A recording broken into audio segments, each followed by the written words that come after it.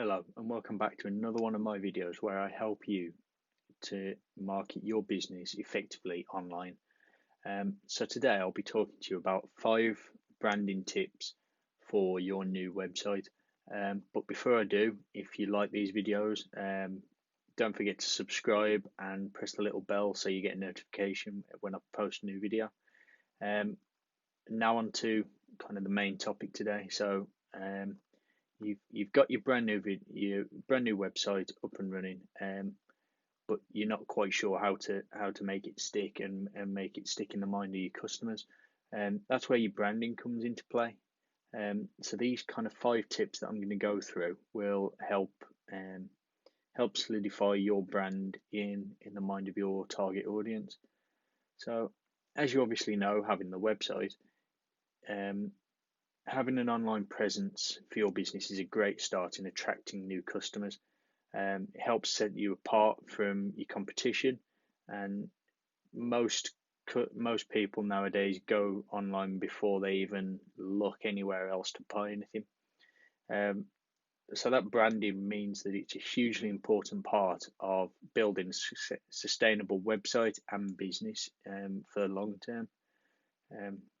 Regardless of how new everything is. So these five tips will just help you to kind of solidify that brand in the mind of your customer and make sure that they keep coming back to you rather than one of your competitors. So first off, it might seem really simple, but add a logo. A great logo makes a memorable first impression. Think of iconic logos that you see day to day. Chupa Chups, Coca-Cola, Harley Davidson, Walt Disney. They're kind of, you don't need to see the whole image to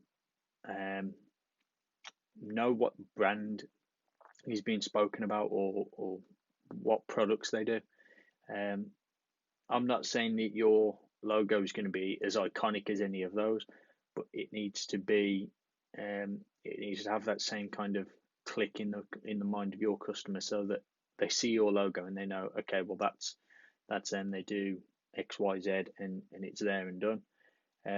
So it needs to represent your business and resonate with your website visitors, as well as you might also as well as kind of where else you're going to use it.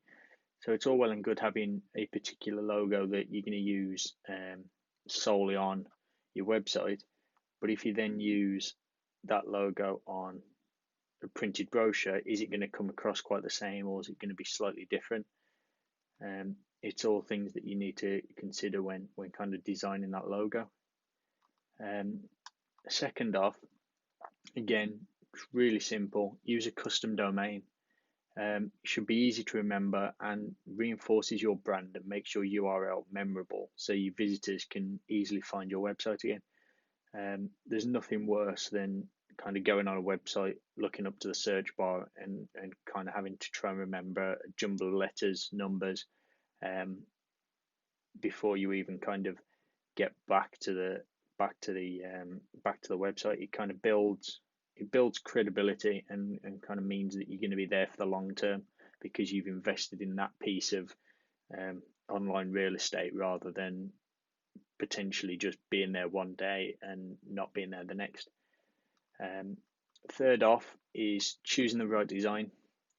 So regardless of whether your website's showcasing photography or your personal style, or if it's an educational site, travel blog, or business to business services site, whatever your business is, having the right design can make a huge difference to how your business is perceived by your target audience.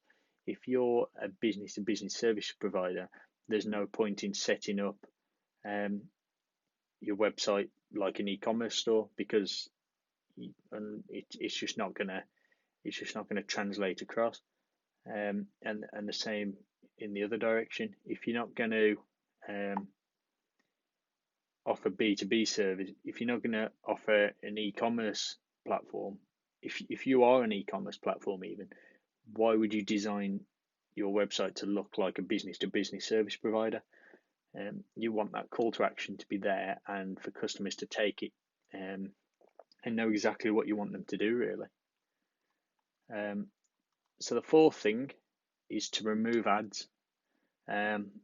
Free platforms, free subscriptions, like the WordPress um, free platform you can have, has ads, so that basically if you're not paying for it, effectively someone else is. So first off with this one is that ads can be distracting, and second, you have no control over what ads are actually being shown on your website. So choosing a subscription that removes these adverts from your site means that you get your visitors' undivided attention when they're there, as well as, especially if you're running a travel blog and you choose to monetize your site at a later date, you have more control over what ads you'll show, where they'll be shown. You just have more control overall. Plus, it looks more professional, gives you more credibility, and again, it kind of shows that you've invested in that piece of online real estate rather than just kind of being here one day and gone the next. It's just it's a lot more trustworthy and credible for your target audience.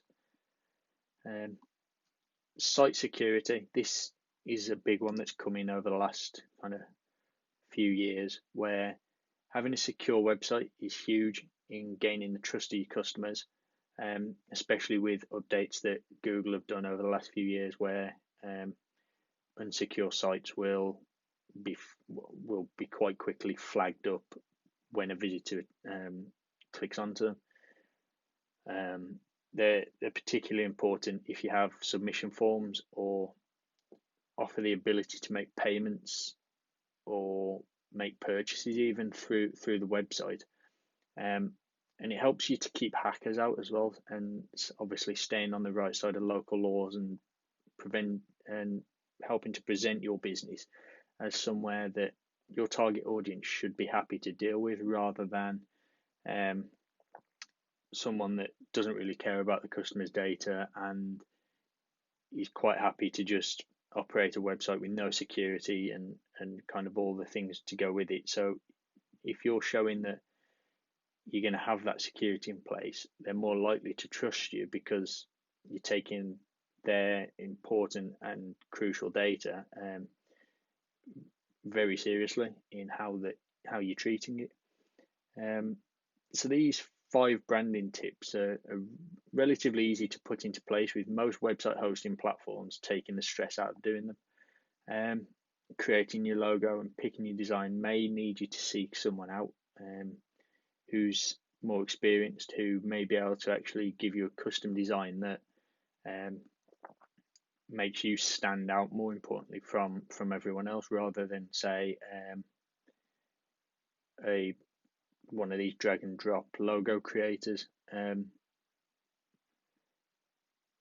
What also helps is that kind of simple design, that making the design of your website fit may also need you to go and seek someone out that has custom coding experience, or can build your website from scratch, rather than, again, a drag and drop website builder, which for some people that might be ideal, for others it might not. It just depends on what your business is.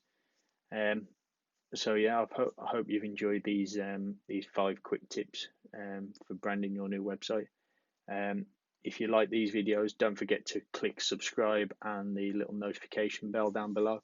And if you want me to cover anything else, just let me know in the comments. I'll see you soon.